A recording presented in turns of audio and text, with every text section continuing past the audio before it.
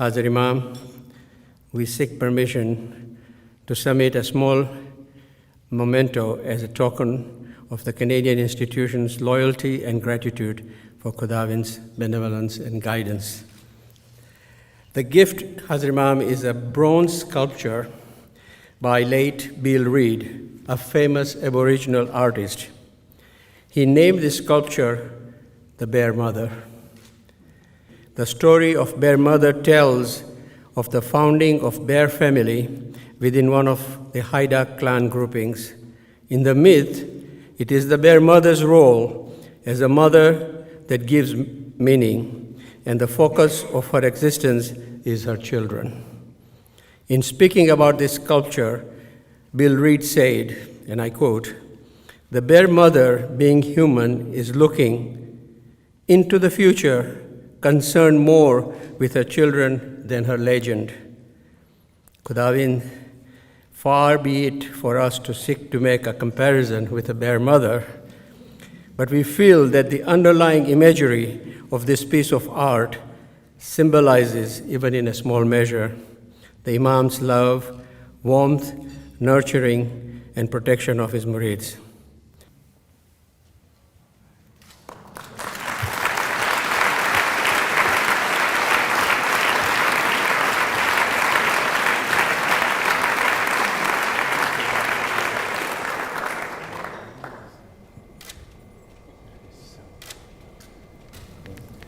And I have to say that as I look to the future, I have a deep sense of confidence that the Jamaat around the world is finding its position in the various countries, that our institutions are beginning to have an impact on the quality of life and the quality of thought and the quality of governance in the various countries where we are living. And I say to myself, that is due to what? It's due to your wisdom, your knowledge, you're willing to help each other and to have the courage to think past crises, because that ultimately is the nature of what we all have to do, is to think past crises. Yali Madad, welcome, bienvenue, khushamadi. Thank you for joining us for another Friday Night Reflections. My name is Munira Premji, and I am not a news reporter. I am a wife, a mum, a soon-to-be grandma, a proud vaccine recipient. I am also an HR practitioner, an author, and a cancer warrior with a huge bucket list. I'd like to extend a warm welcome to all of our Jamaati members, multi-faith family members, and everyone tuning in from across Canada and indeed from around the world. I am joining you from my home in Toronto with my chai and naan katai that my mom made especially for this occasion. I want you to know that hosting Friday Night Reflections is a dream come true for me. It's been on my bucket list for a year. Each week, my family and I tune in and we watch the show together. For us, it's about connection and community and great content and engaging, inspiring, and sometimes funny hosts. And one thing we love to do is to check out the physical backgrounds of the host and speakers, including President Saib's background. So it was game on for us. My husband and I had so much fun going through different parts of our home to find the right background for you. Now, I may not get a perfect score on Room Raider, but I will try my very best to fill the big shoes of the gifted hosts that have come before me. I hope you enjoyed last week's episode with the talented Faruddin Hemani and other filmmakers and storytellers from our Jamaat. As I listened to Faruddin talk about filming around the world, I just wanted to hop on a plane and travel to see family and friends. But COVID has made travel virtually impossible. I miss that. Through the pandemic, We have all experienced some form of loss of work or business, loss of freedom as we try to be a parent and a teacher at the same time, loss of not being able to go to Jamaat Khana, or not being able to get together with a friend for a coffee or chai. And for a few of us, the loss has been devastating. Losing a loved one during this time and not being able to properly say goodbye.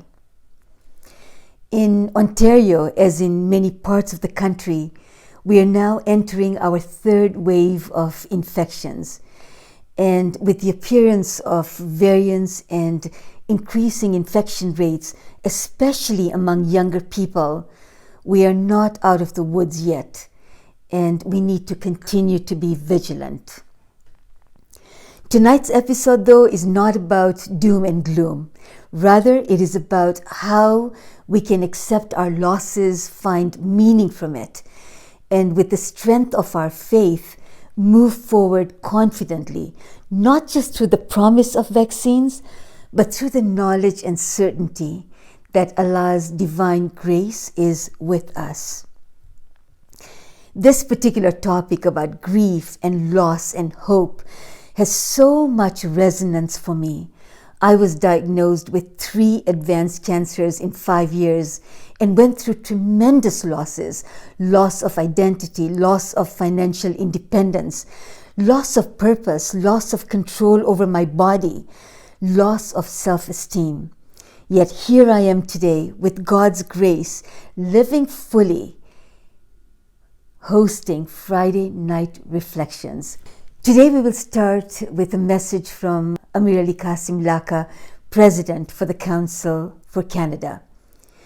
We will then be joined by Alwaeza Parinda Chagani, who will provide reflections on understanding grief and finding hope in the context of our faith. I will engage with Alwaeza for a brief conversation after her presentation. Following that, I will share a little bit about my journey and what I went through. And we will also hear from Jamaati members sharing their experience of loss. We will then try something new. We will do a guided mindfulness activity. So please stay with us to the end. Just hang out with us for an hour.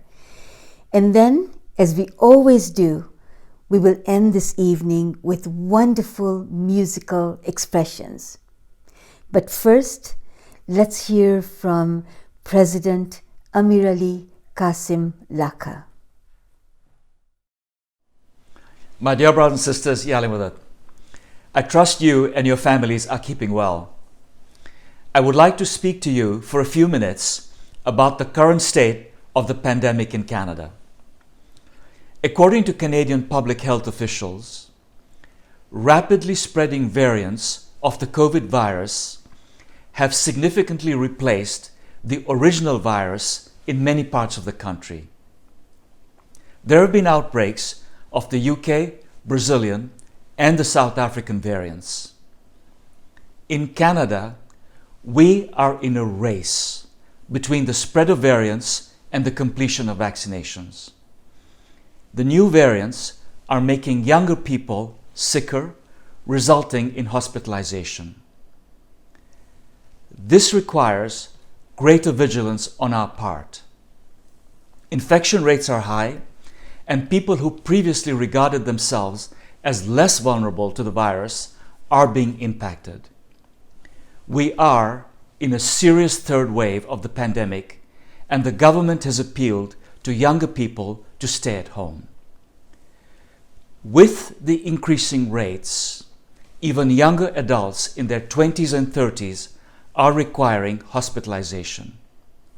Many deteriorate quickly, require immediate admission, and require more time to recover in ICU, which is stressing hospital capacity. In some provinces, the number of patients in ICU are at the highest level since the pandemic began. Because the more transmissive variants of COVID are contributing to the spread, some provinces have considered or implemented stronger measures such as the stay-at-home order. My dear brothers and sisters, the variants are showing to be more transmissible than the original COVID strain. So, we request the Jamaat to please follow all protocols. When you can, stay at home. Unless it is essential, minimize activity outside of home. The next few weeks are crucial in our collective bid to slow the spread of the virus in Canada. I want to remind of Maulana Hazim Imam's message to the Jamaat on Navroz. It is his wish that the Jamaat should avoid any complacency, and every murid should continue exercising personal responsibility to ensure protection from the virus. Also, that all his murids should accept to be vaccinated in accordance with directives of health authorities as soon as vaccines are offered. Maulana Hazim Imam also guided that with the success in producing effective vaccines and other forms of treatment, societies around the world are looking with a sense of hope and optimism to emerging from the current COVID-19 pandemic. He conveyed his prayers for greater resilience, strength and unity in the Jamaat to overcome all forms of difficulty. Therefore, we can look forward with confidence. As the country navigates through the third wave, we request you again to be cautious. I know it has been a long and difficult period. We all feel this way. However, we are, inshallah, months away from completion of immunizations in Canada, and therefore too close to let down our guard, risk our health and the health of those whom we love. So I urge you to take care of yourselves and to take good care of everyone in your family. Stay healthy and stay safe. Inshallah, there is light ahead. Thank you and Khuda Hafiz. Thank you, President Saib, for your insights and reminder to exercise prudence and caution during this time. We are now going to turn to Alwaeza Parinda Chagani. Alwaeza is a graduate of the International Vaizine Training Program and has been a Vaizine for a decade. She has served as chair of Focus Canada. She was Jamaati Mukhiani Saiba and IVC captain, so her seva runs deep. Professionally, she is a management consultant specializing in operational effectiveness and behavioral insights. She is joining us from beautiful Vancouver. Welcome, Alwaeza. Thank you, Munira. Ya Ali Madad. It's almost unbelievable that we are now in the second year of the pandemic. For over a year, we have had to grapple with the significant impacts of the COVID-19 pandemic on our lives. The University of Manitoba recently conducted a survey that challenged participants to identify silver linings, if any, of the pandemic. More than 85% of the respondents identified at least one silver lining. And yet, the pandemic has also brought changes that are not welcome.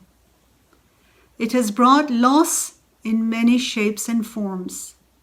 Loss of jobs, loss of health, financial loss, loss of independence for some of us who have had to turn to family and friends for simple things like picking up groceries so that we can minimize health risks.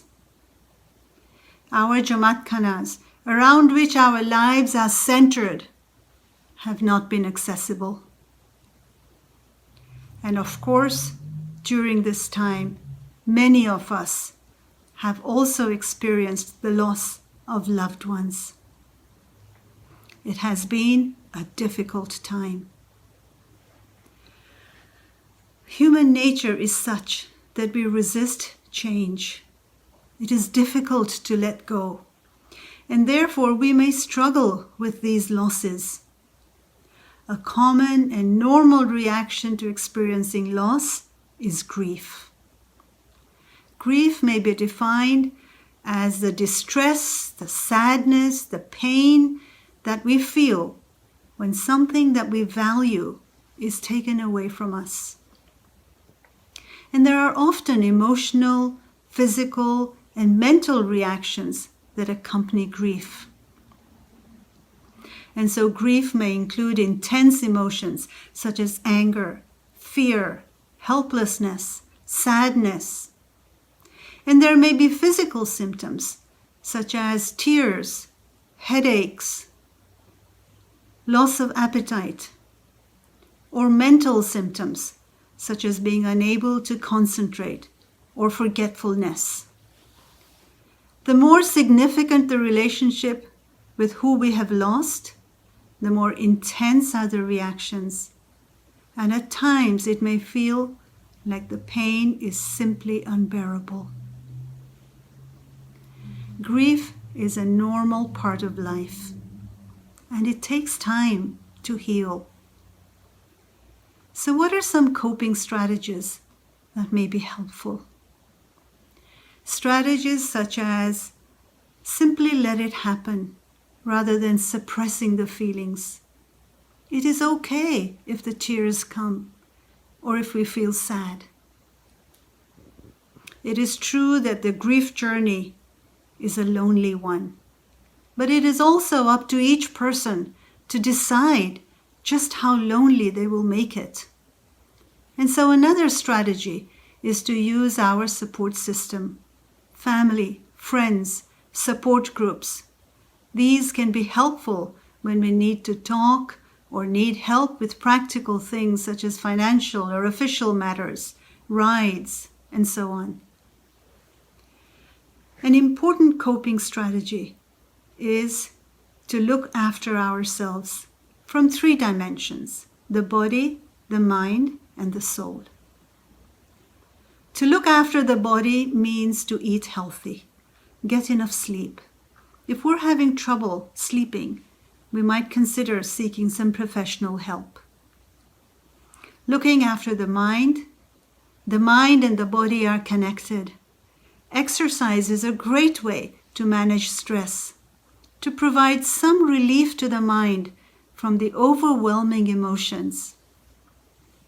Finding moments of relaxation, it is okay to laugh or to find joy in other areas of our lives.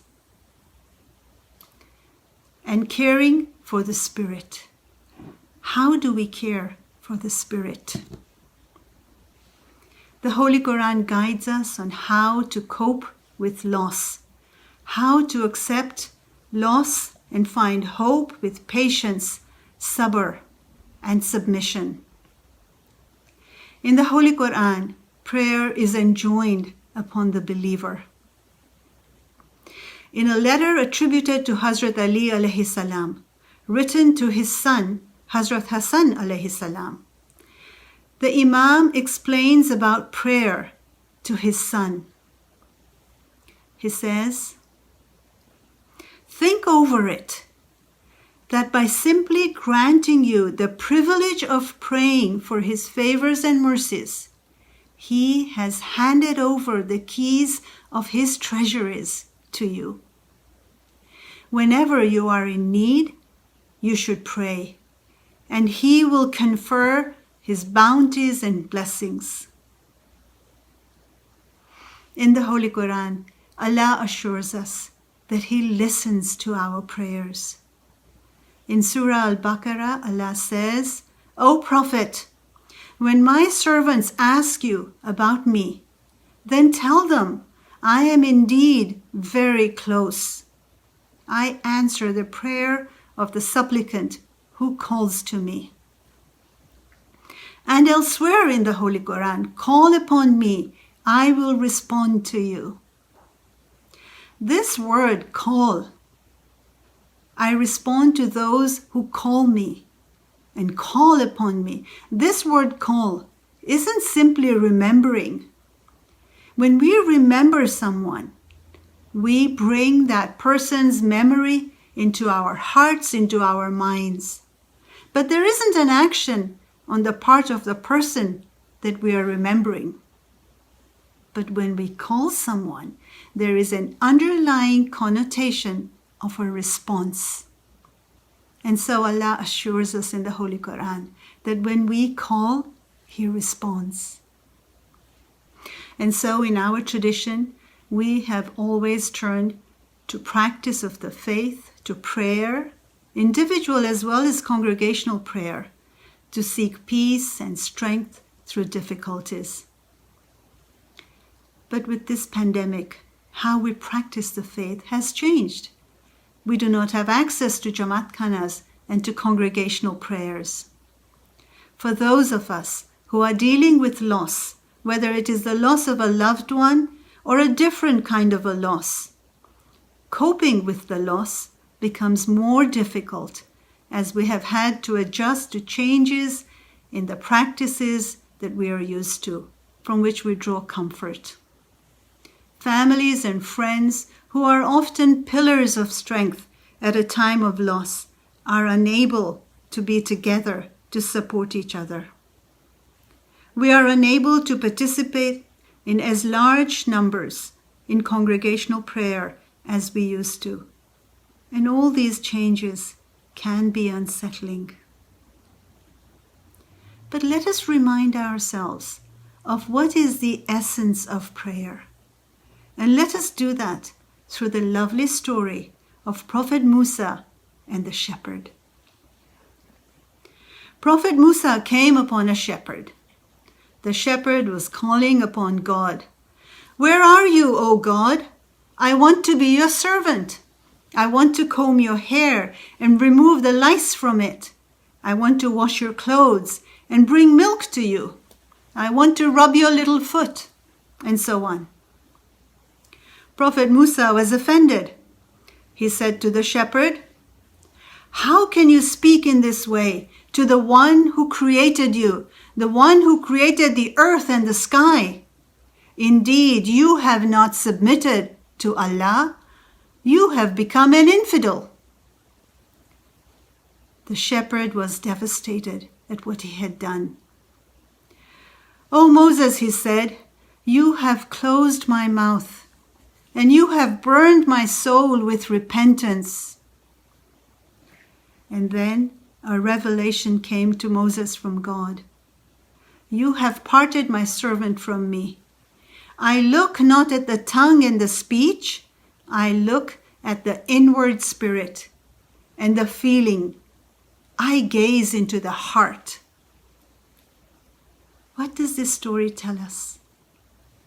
It speaks to the how we practice. In the shepherd's case, how he prayed, that is the words that he used, that is what offended Prophet Musa.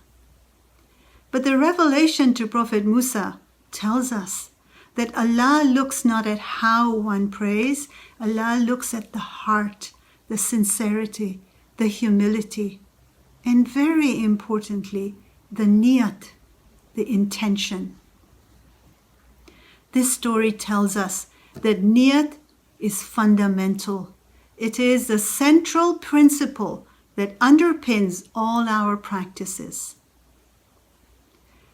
And so at this time of the pandemic, while we are unable to undertake all the practices as we traditionally did in the Jamaat Khana space, in large gatherings and so on, the example of the shepherd reminds us that individual prayers are powerful. The shepherd was praying in the fields surrounded by his flock. He wasn't praying in a formalized way or in a traditional space of worship or in a congregation. If we look in our history, we find examples of Jamaats in areas where there were no Jamaat Khanas for various reasons, and the Jamaat practiced in their homes. And so we see that niyat and sincerity, love and devotion, these are the essential elements of prayer. And so during this pandemic, we need not fear that our prayers are any the less because of the changes in our practices. Rather, we must focus on Allah's infinite mercy and compassion and submit our prayers with conviction that He will accept our prayers. Additionally, let us remind ourselves of Maulana Hazrat Imam's Talika Mubarak in December 2020. Maulana Hazrat Imam Salawatullah alayhi said, "It is a matter of satisfaction that my Jamaat continues to draw inspiration from our historic tradition of facing adversity with unity, resolve, and resilience. I believe my Jamaat will find comfort and support from the practice of their faith, whether in Jamaat Khanas, where these are accessible, or by way of private, personal prayer." Private, personal prayer. And so though we miss attending Jamaat Khanas, we miss the experience of praying together as a Jamaat. Nonetheless, we can continue to offer our prayers at home with pure niyat, with full engagement of the heart to draw comfort and courage and strength. In that same letter that I mentioned earlier, Hazrat Ali alayhi salam speaks to his son Hazrat Hassan alayhi salam about prayer, about personal prayer, in very beautiful, inspirational words. He says, "He hears you whenever you call Him. He accepts your prayer whenever you pray to Him. Invoke Him to grant you your heart's desire. Lay before Him the secrets of your heart. Tell Him about all the calamities that have befallen you and misfortunes which face you, and beseech His help to overcome them. You may invoke His help and support in difficulties and distresses." Just as the shepherd spoke from his heart, expressing his love and devotion, so we can, in our own way, tell Him how we feel, what's in our hearts, and seek His help and support through the difficult journey of grief. Experiencing loss is always painful, and experiencing the loss of a loved one is often a deeply traumatic event for the family. Experiences in life offer opportunity for growth, for self-development, especially the painful and difficult ones. It is said that grief is a teacher. Let us reflect upon some learnings that we can draw from the experience of loss.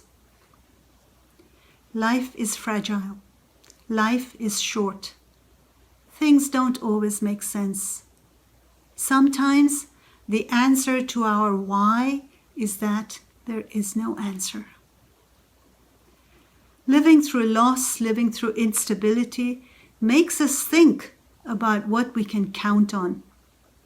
We can count on the relationships we have. And so another learning is to treasure the time that we have with our loved ones. And to think of practical ways to do this, like not going to sleep without expressing your love, your joy, your gratitude to your loved ones.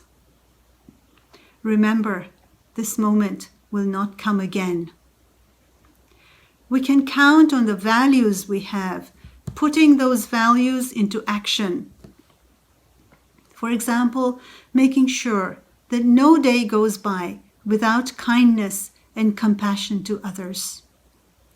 The last year has been difficult for everyone. Even a small gesture of kindness can have a huge impact on someone's well-being. Another learning is to strive for balance, even in sad times. Yes, there is loss. At the same time, there are many blessings in our lives. So try to smile, to laugh. Remember, a smile itself is a blessing. An important learning is to mend fences if they are in disrepair. It will be part of what we leave behind. So there are many learnings from the experience of grief, because it cannot be, it mustn't be for nothing that we go through this pain. Of all the lessons that grief teaches us, perhaps the most powerful is articulated by Imam Mustansir Billah alayhi salam in the Pandiyat-e Jawan Mardi. Imam says, "Whomsoever you love in this world will be ultimately separated from you by death, causing you grief. Therefore, it is necessary for you to develop affection for someone who will be with you both in this world and in the hereafter, who never disappears, who is nearer to you than anyone, nay, nearer even than your very self." Here our Imam speaks to the necessity of an eternal relationship, a bond which goes beyond the physical life. And he guides us to the importance of nurturing and strengthening that bond throughout our lifetime, through prayer, remembrance, ibadat, service.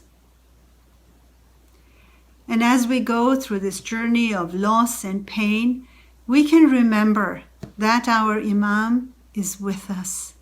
Imam's chatra chaya, his blessings, his love, all of this is an integral part of our lives. Let me conclude with Maulana Hazar Imam's heartwarming message at the beginning of the pandemic.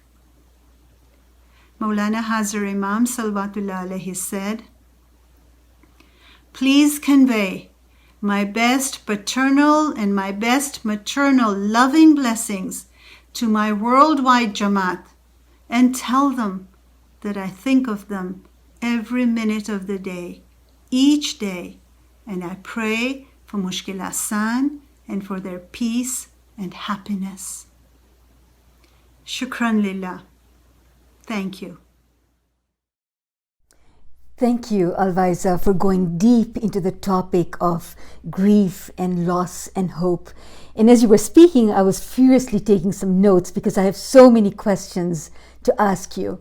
My first question is, I love the way you positioned your presentation to say that through the pandemic, we have experienced many losses, and this has also been a time of welcome changes. So my question for you from a place of vulnerability is, what is one loss you have personally experienced and one gift from the pandemic?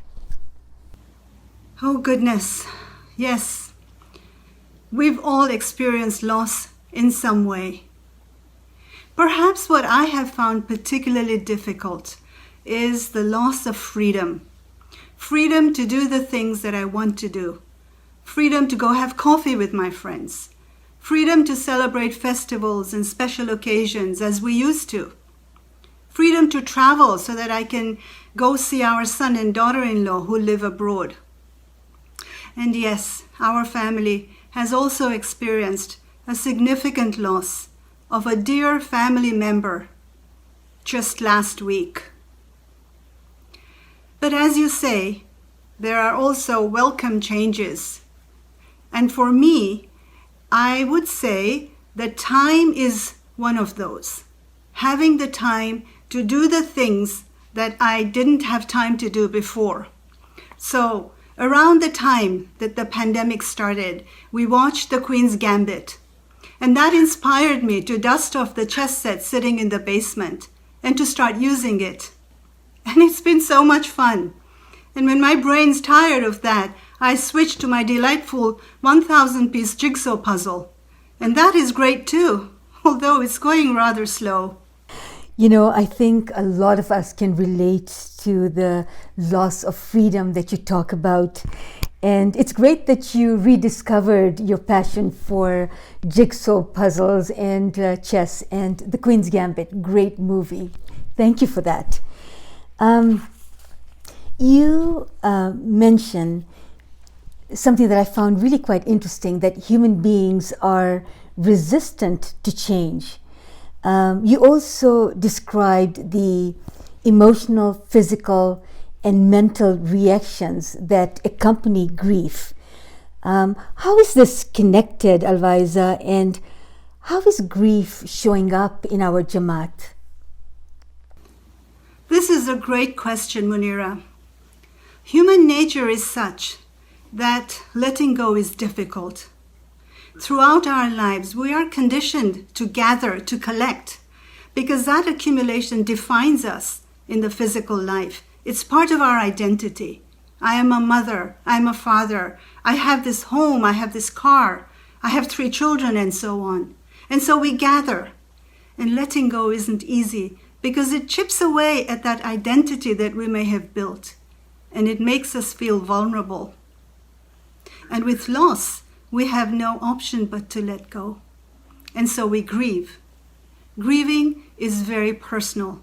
Each one of us is unique, so each person grieves differently.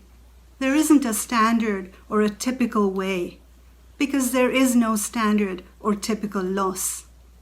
Some of us want to be alone at this time. Some of us can't be alone and need to connect with others. And of course, there are many emotions that can accompany grief. Sadness, sometimes guilt or anger. Why did this happen to me? Questions may arise about our core beliefs. And often we search for meaning. We may turn inwards in this quest for meaning. We turn to the faith for answers to help us make sense of what's happened. Yeah, letting go can be just so hard. And I love how you defined change and loss, because loss requires that we let go of things. I just love the way that you brought that together. And I also loved how you talked about the fact that grieving is personal. There is no one way to grieve. It is so individual, and I think that will bring a lot of comfort to people. When you talk about dealing with loss, you speak of sabr. And this is a word that I hear very often from my 90-year-old mom, who will always say to me, sabr rak. And I would love for you to elaborate more on the notion of sabr. Thank you for asking this question. It's a question that often arises in our minds. Sabr means patience. And this word appears in the Holy Quran many times. In Surah Al-Baqarah, Allah speaks of tests that He sets for us. He speaks of loss and of the importance of facing loss with patience, with sabr. So why is patience important in the face of difficulties and trials? The Holy Quran repeatedly declares that all things in this world have been made in paired opposites. There is light, there is dark. There is the temporary life of this world, dunya, and the eternal life hereafter, the akhirah. There is happiness and there is sadness. And the idea is that as believers, we trust Allah at all times, through good times and difficult times.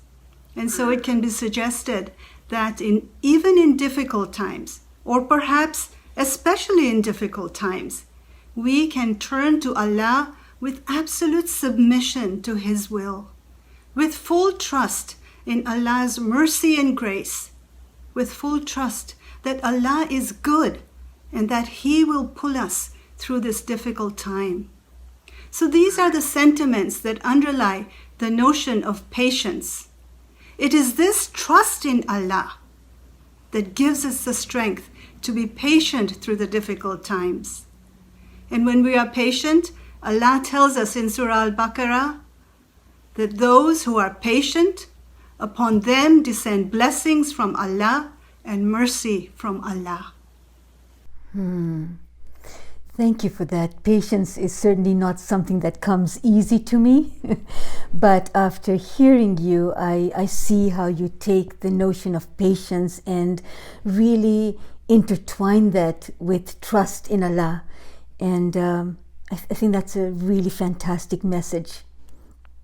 You make reference in your presentation to the letter that Hazrat Ali wrote to his son, Hazrat Hassan, when he said, and I quote, whenever you're in need, you should pray, and He will confer His bounties and blessings. There is something so inherently comforting in those words. Indeed. In fact, Hazrat Ali alayhi salam describes prayer as a privilege. And he describes it as the key to Allah's treasuries. Imagine having that key. And so if we pray with pure niyat, with full submission, with complete trust and conviction in Allah's grace and rahmah, imagine how powerful prayer can be. Your reference to the teachings of Imam Mustansir Billah was very powerful. I hadn't heard that before.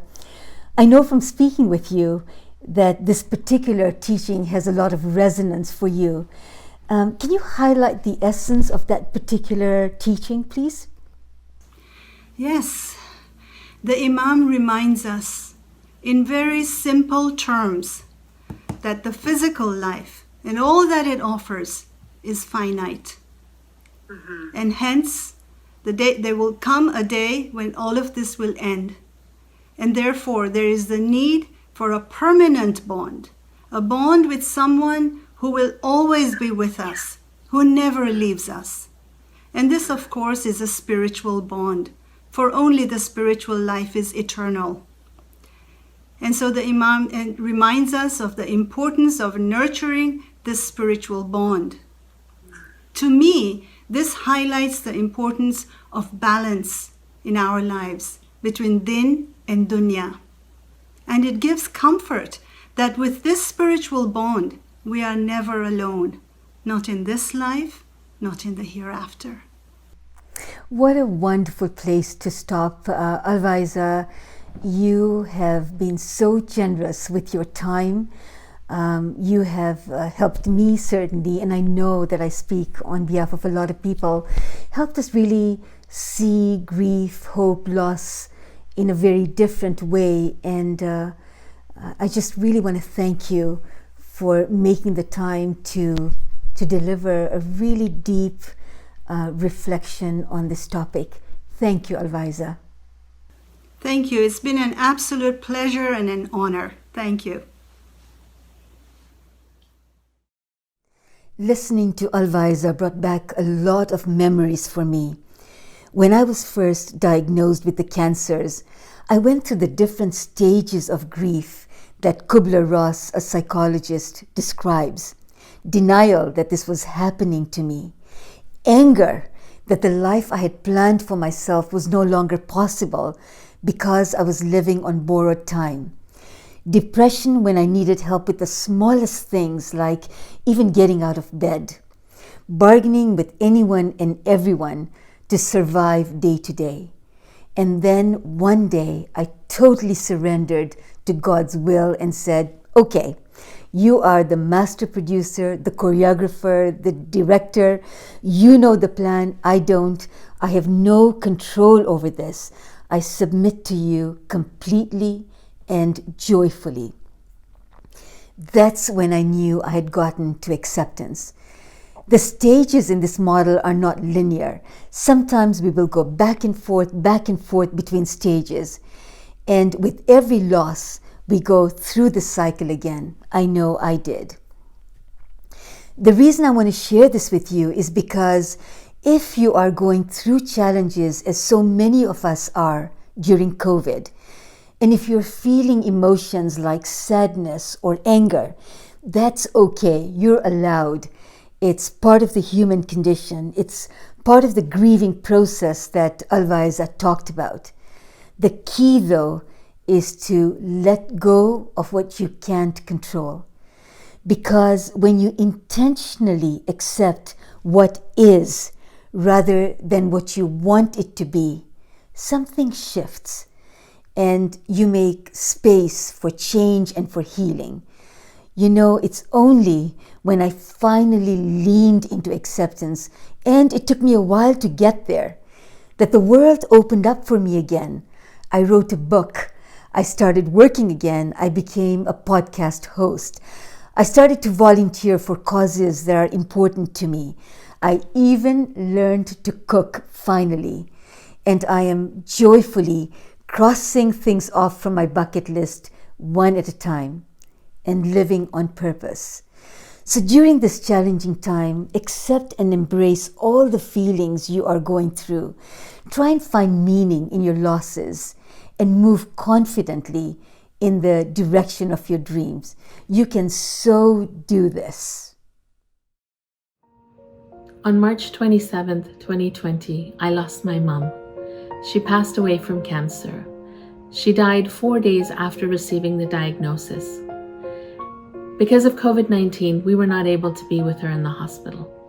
This was a really challenging and shocking time for our family.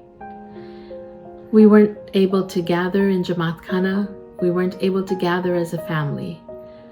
But with Zoom, we were able to talk to each other, share happy stories about my mom, share memories about my mom. We also looked towards our faith for help and support, and praying on a daily basis really helped us get through this most difficult time. It was also really great for me to talk to my sister Farine every day and talk to her about my mom and share her stories with my mom, and for her to share her stories, and for our children to talk about their stories about their grandmother. That was very special for us.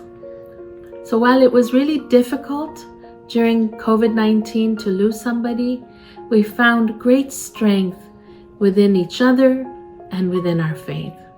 And that's how we were able to cope during this time. Losing a dear one is very hard. I was not ready for this. It hit me hard with a lot of emotions and questions. I felt lonely and helpless. I would question myself. Why me? Why one of my loved ones? What I could have done to prevent this situation. But with time, I realized that all this questioning wouldn't change it.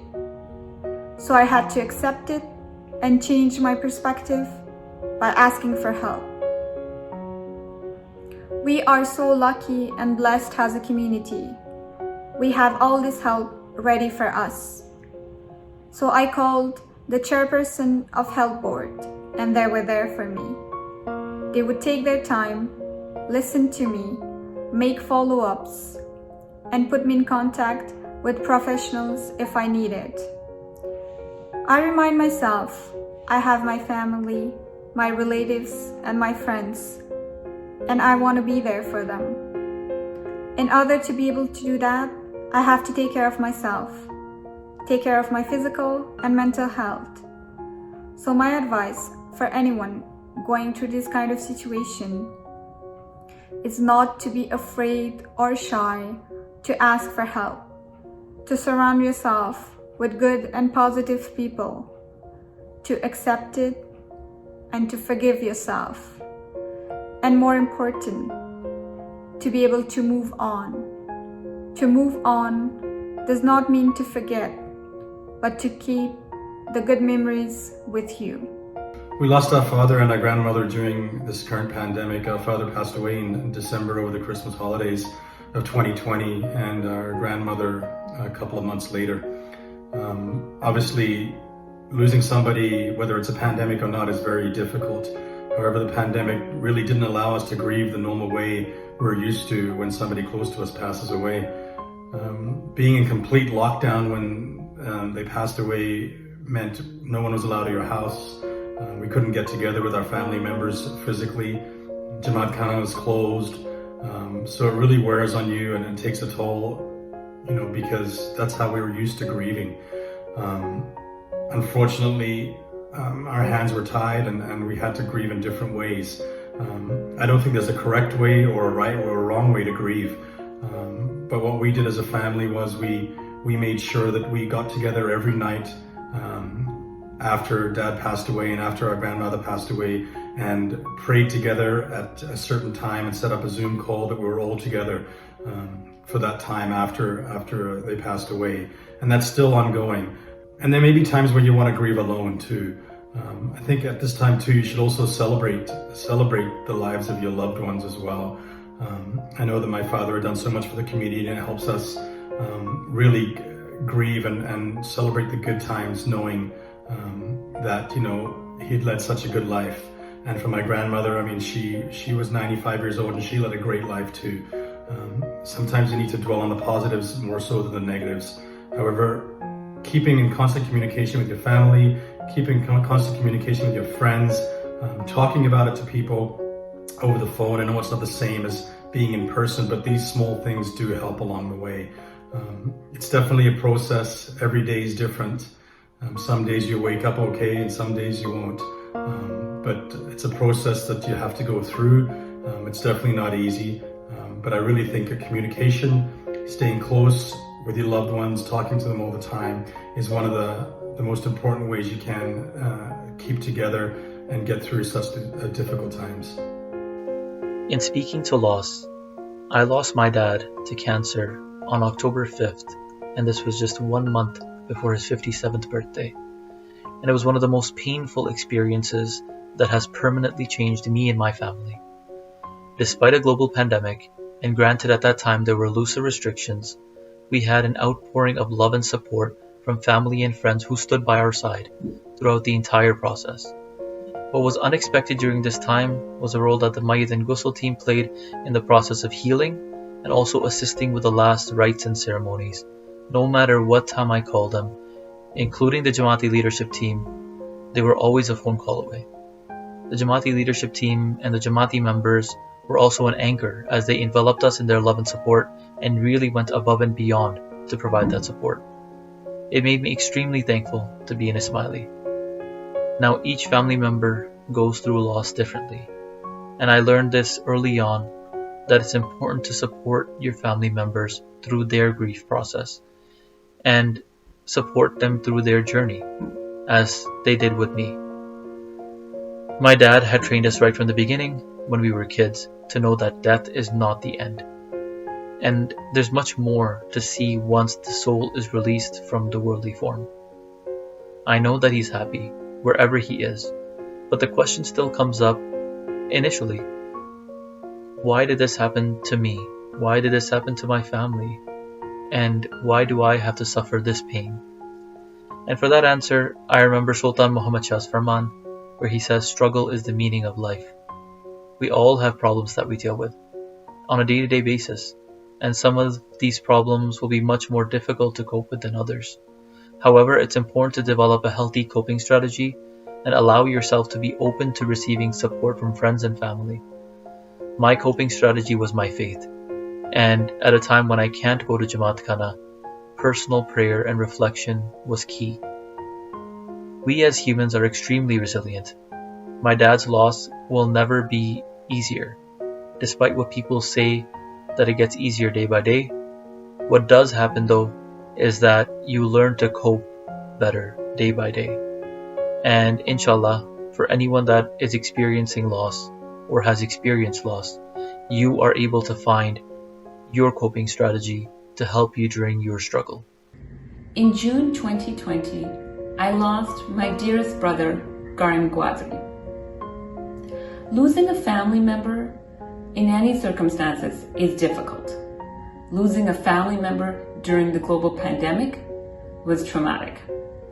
The inability to attend Jamaat Khane, to perform the rituals needed, or following public health measures and not being able to hug your loved ones made it very, very challenging. In my opinion, I felt that those two elements were needed to overcome grief. Some of the methods that I used in overcoming grief was reaching out more to family, sharing stories, sharing laughter, sharing experiences, which helped considerably. Then reaching out to our British Columbia Mukhi Kamra Sahibs and Mukhani Kamra Sahibas and our Alwaezas. Those groups combined are a wealth of information and of hope, and that was what they infused in me. Being part of a volunteer community exposed me to other groups that continue to carry me through this time, which I'm very, very blessed. Finally, being in BC, we are blessed to have a lot of trails, and I would walk, and I still do, every single day as a way of connecting with nature and connecting with Allah, and that too has become a source of inspiration for me.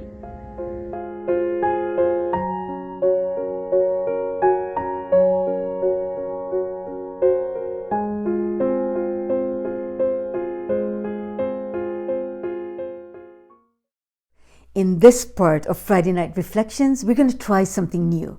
We are going to do a mindfulness activity, and I would love it if you could all, everyone watching, participate with me.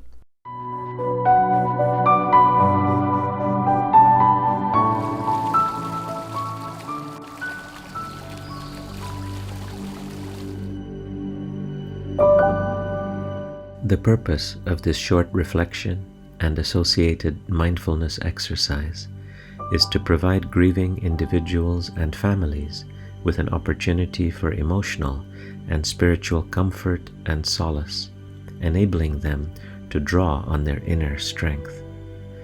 In some Muslim contexts or societies, mindfulness is viewed in reference to al-muraqabah, a conscious state of awareness of Allah, including our inner states in relation to Him. As the Quran Sharif states in Surah Al-Baqarah, Ayat 235, remember that God knows what is in your souls, so be mindful of Him. Amongst Shia and most Muslim mystical traditions, Hazrat Ali alayhi salam is regarded as the foremost spiritual guide after Prophet Muhammad, peace be upon him and his family.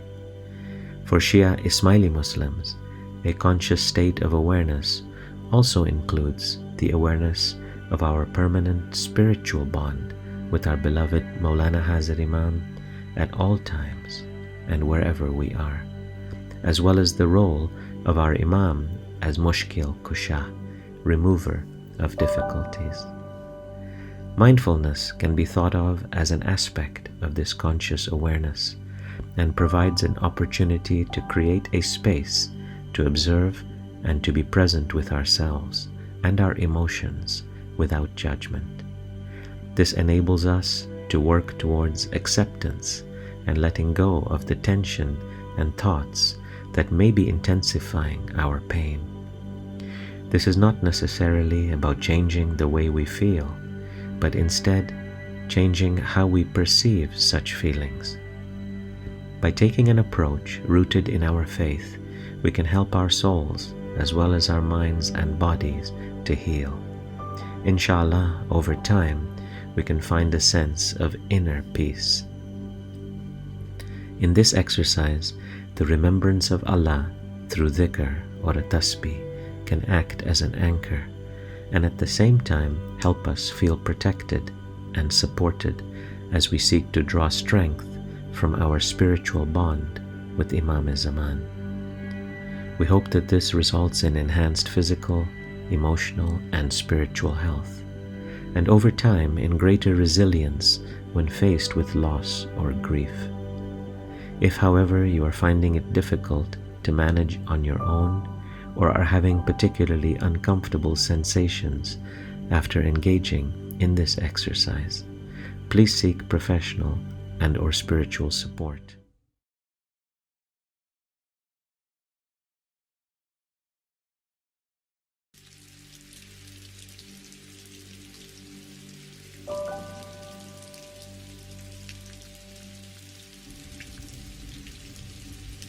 Let us begin to work through the grief we are experiencing by engaging in a reflection and mindfulness exercise.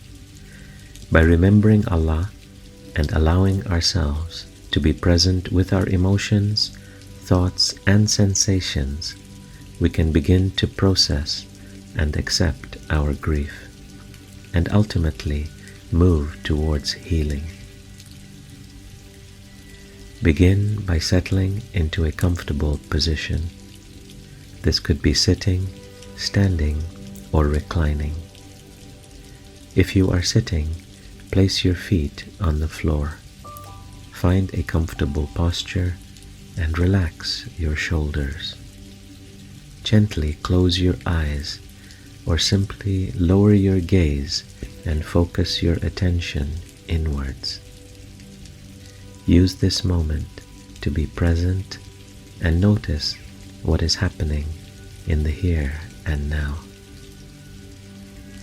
What thoughts are going through your mind? Is your mind racing or calm? What are you feeling? The pain of your loss may be present with you. You may be experiencing anger, sadness, despair, or any other emotions. Perhaps you aren't feeling anything at all right now. Allow yourself to simply observe your feelings, thoughts, and sensations without judgment.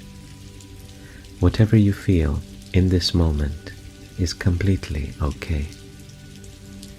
You may find it helpful to anchor your mindfulness in a dhikr or a tasbih. You may choose to draw upon Ya Allah, Ya Muhammad, Ya Ali, or any of the beautiful names of Allah, or simply the salawat. Now bring your awareness to your breath. Allow yourself to breathe naturally. Inhale smoothly through your nose and exhale slowly through your mouth. As you inhale, notice the air moving in through your nose and down into your stomach. As you exhale, gently release the air. It is natural for thoughts and feelings to come into your mind during this time. Allow them to come and go without judgment, and return your attention to the breath.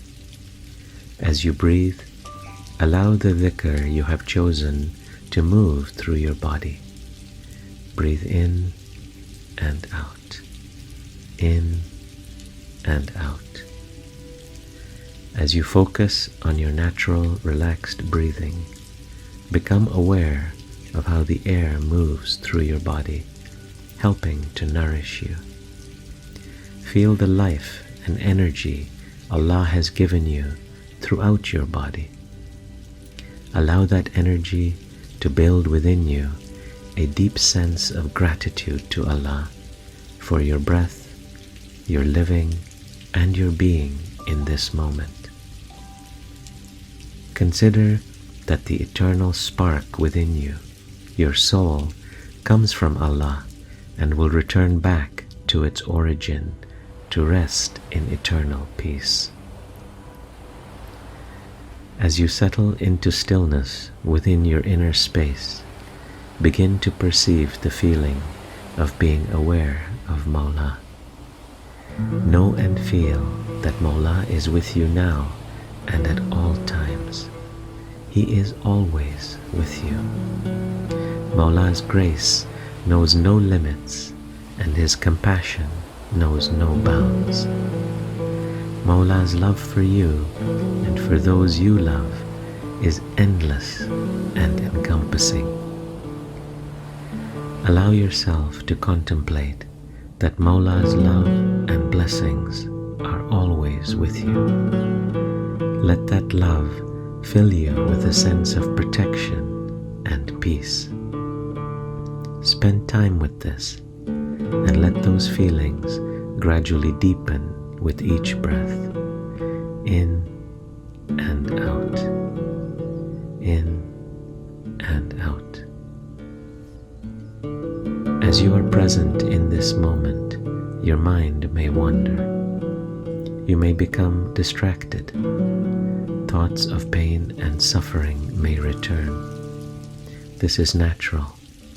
When you notice your attention wandering, simply acknowledge it without judgment and gently bring your awareness back to being present with your dhikr. Allow your dhikr to anchor your breathing. Remember, it is natural for thoughts and feelings to come into your mind during this time. Simply use your dhikr to return to a state of mindfulness.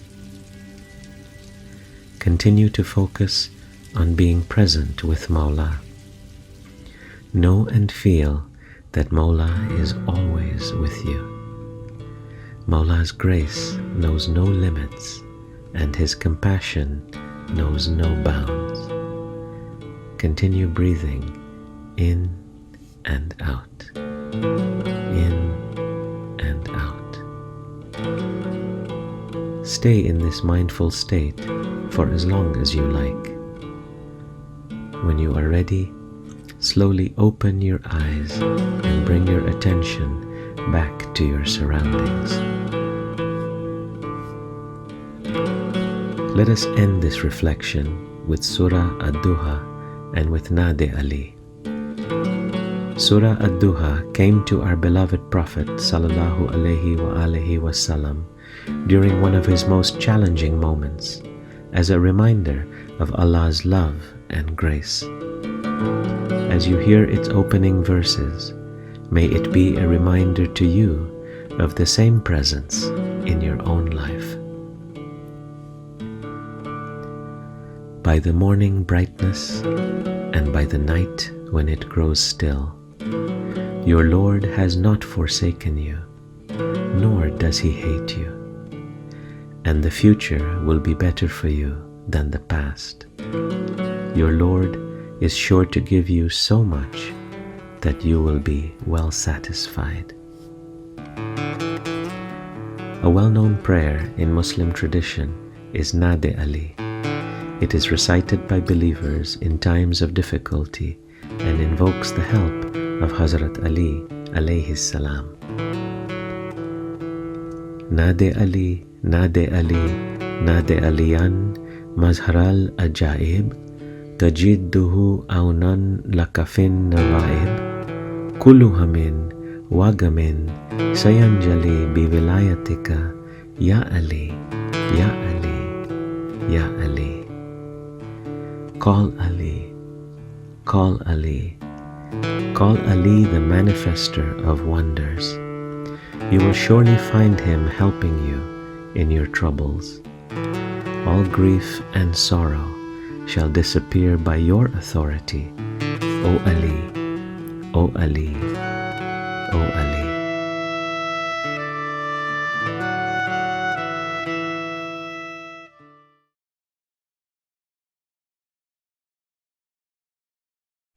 Thank you for joining us this week.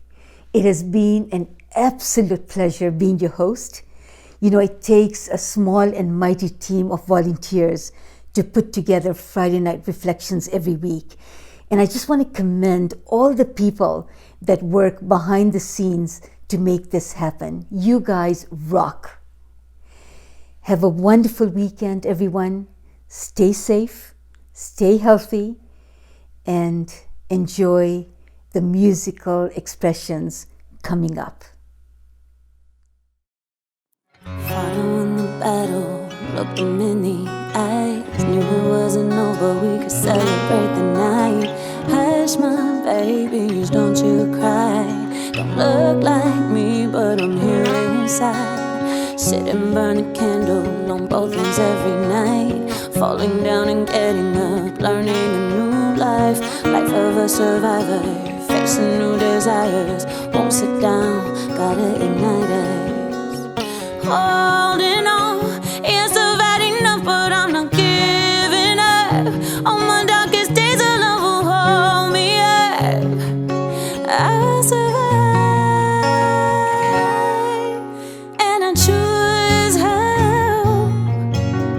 I've come this far, I wanna see what's next. I'm not alone.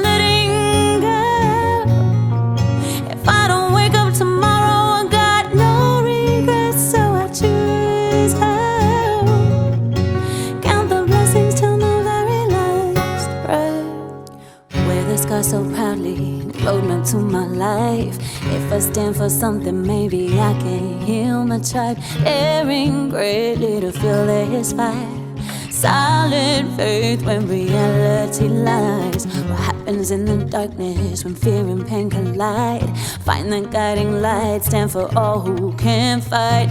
Yes, we can break boundaries. No one won't stay silent, be the change I wanna see. Holding on